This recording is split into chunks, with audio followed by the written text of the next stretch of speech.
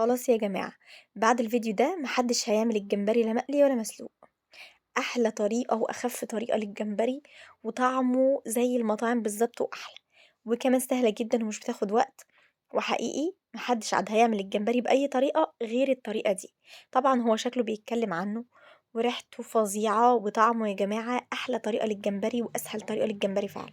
عشان تعملي الجمبري بالطريقة دي، تعالي أقولك هنعمل ايه. أول حاجة معانا بولة فاضية، البولة دي إحنا هنعمل فيها الخلطة أو التتبيلة، ومعانا جمبري أي حجم بتحبوه.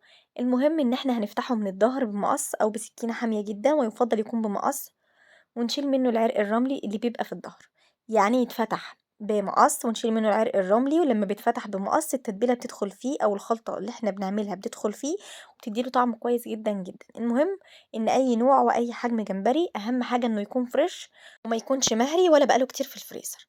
تعالي بقى، أول حاجة احنا هنحط كده شوية زيت. خلاص، شوية زيت يعني بالنظر على قد كمية الجمبري اللي انت حاطاه. خلاص، انا حطيت شوية دول، وبعد كده هنحط عصير ليمونتين كبار، وبعد كده هنجيب معلقة كبيرة توم مفروم. طبعا معلقة كبيرة على قد كمية الجمبري اللي انا عاملاها، لو على نص كيلو هتقلله. ومعلقة كبيرة هريسة الفلفل الحلو، او لو حابين حامي حطوا حامي. والهريسة هحط لكم الطريقة بتاعتها في صندوق الوصف، عملت الفيديو قبل كده معاكم. معلقة صغيرة ملح، معلقة صغيرة كمون، نص معلقة صغيرة فلفل اسود، معلقة صغيرة كزبرة ناشفة، وربع معلقة صغيرة كركم، الكركم بيدي لون حلو قوي، ومعلقة صغيرة بابريكا، ومن معلقة ونص لمعلقتين مستردة لو موجودة بتدي طعم ولون حلو جدا جدا. خلاص، هنبدأ بقى نقلب كل الكلام الحلو ده كده مع بعضه بمضرب أو بمعلقة، نقلبه كويس قوي قوي قوي، وبعدين هنحطه على الجمبري أو ننزل الجمبري في البولة اللي فيها الخلطة. تمام. هنبدأ إن احنا هنا نجيب الجمبري نحطه على الخلطة الحلوة دي، وطبعًا نلاحظ إن إحنا نقلِّب بالراحة جدًا، لإن الجمبري بيبقى كُلّه شوك خاصةً الراس ممكن تتعوّروا، فبالراحة كده من تحت لفوق زي ما أنتم شايفين أنا باقلِّب بحذر وبالراحة جدًا، لإن الجمبري زي ما إحنا عارفين من القشريات اللي بيبقى فيها برضه شوك في الراس وبتبقى بتعوّر يعني، فنلاحظ كده بالراحة ونقلِّب. وبعدين عندنا خضار، أنا معايا بصلة كبيرة متقطعة جوانح، قرن فلفل حامي أو شطة، أو لو عايزينه كمان أخضر براحتكم. ومعايا هنا أنا بابقى باشرة الجزر وعيناه في الفريزر، في أي أكلة باحتاج فيها جزر باطلّع، فأنا خدت جزء كده بسيط زي ما أنتم شايفين من الجزر. وعندي بقى الجريل حطيت فيها كده شوية زيت يسخنوا كويس جدًا، جدًا، وأول ما يسخنوا كويس جدًا هابدأ إن أنا أنزل بالبصل والفلفل الحامي أو طبعًا الأخضر زي ما أنا قُلت لكم، والجزر، ونبدأ نقلِّب كل الحاجات دي مع بعضها كده على نار عالية لحد ما تبدأ الحاجات دي تدبل، تدخل كده في إنها تدبل. أول ما تدبل معانا بالشكل اللي أنتم هتشوفوه دلوقتي، هابدأ إن أنا أنزِّل الجمبري بتاعي. هنا بقى كده خلاص كانت دبلت كويس أوي، وطبعًا ما باشيلش إيدي منها عشان ما تتحرقش. أول ما تدبل بابدأ أنزِّل الجمبري بعد ما أسيبه مثلًا كده في الخلطة من ربع لنُص ساعة. بانزّل بقى كل كمية الجمبري بتاعتي، ولو الطاسة بتاعتِك صغيّرة، يعني لو ما عندكيش grill وعندِك طاسة أو الgrill بتاعِك مش كبير، تقدري تحطّي كميات قليّلة من الجمبري، وبعدين أول ما ياخد لون طبعًا تطلّعيه وتحطّي الكمية الباقية. بس أنا هنا الgrill بتاعي خَد الكمية، وحطّيت كمان شوية عليهم من الخلطة. أبدأ بقى إن أنا أقلِّب بالراحة جدًا من تحت لفوق كده بspatula أو بمعلقة خشب بالراحة جدًا، لإن الجمبري من الحاجات اللي مش بتاخد سِوَى، فطبعًا نخاف إن هو يتهرى، فنقلِّبه كده بالراحة لحد ما يبدأ ياخد اللون الأورنج اللي أنتم شايفينه ده.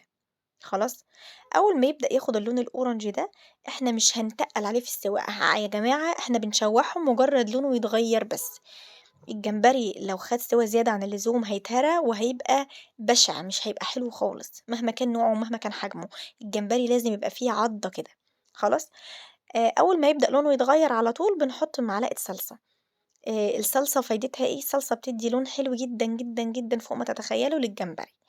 معلقة صغيّرة صلصة أو معجون صلصة بتاعة الجاهزة دي أو بتاعة العلب الجاهزة. هنجيب بقى طاجن بايركس أو أي صينية عندكم، ونبدأ إن إحنا ننزّل فيه الجمبري بالخلطة اللي إحنا عملناه على الجريل دلوقتي. هننزّله ونحط لو في شوية خلطة كده باقيين من الخلطة اللي إحنا عاملينها للجمبري، زي ما أنتم هتشوفوا دلوقتي.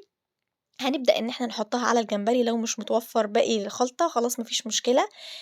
بس أنا خلاص باحب أحط كده بواقي الخلطة اللي فيها توابل ومستردة دي على باقي الجمبري.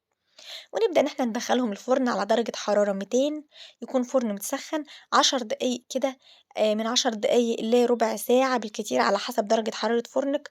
كل الحاجات دي كده تتقلّب سوا وتبقى كويسة خالص. وهنا بالشكل ده هندخّلها الفرن وهارجع لكم تاني. وهنا بقى الجمبري بعد ما طلع من الفرن، أنتم شايفين الشكل عامل إزاي، وعايزة أقول لكم الخضار مدّي له طعم حلو جدًا، جدًا، وطبعًا قيمة غذائية عالية، الجزر والبصل والفلفل الحامي وكل ده طبعًا حاجات فوايدها عالية جدًا زي ما إحنا عارفين. وكمان الجمبري بالخلطة المشوية في الفرن أو على الgrill ده إحنا عارفين إن إحنا بنجيبه من المطاعم غالي جدًا، وبيبقى طعمه كمان مميز. وعايزة أقول لكم اللي هيجرّب كمان الطريقة دي استحالة يعمله تاني مسلوق أو مقلي. بجد جرّبوها على ضمانتي. طبعًا كده بينزل منّه صوص إحنا مش حاطين فيها مَيّة خالص، المَيّة اللي نزلت دي طبعًا من بطارخ الجمبري ومن الخضار اللي اتعمل، فطبعًا ده يعني أكنّها شوربة جمبري مركّزة، حاجة كده فظيعة.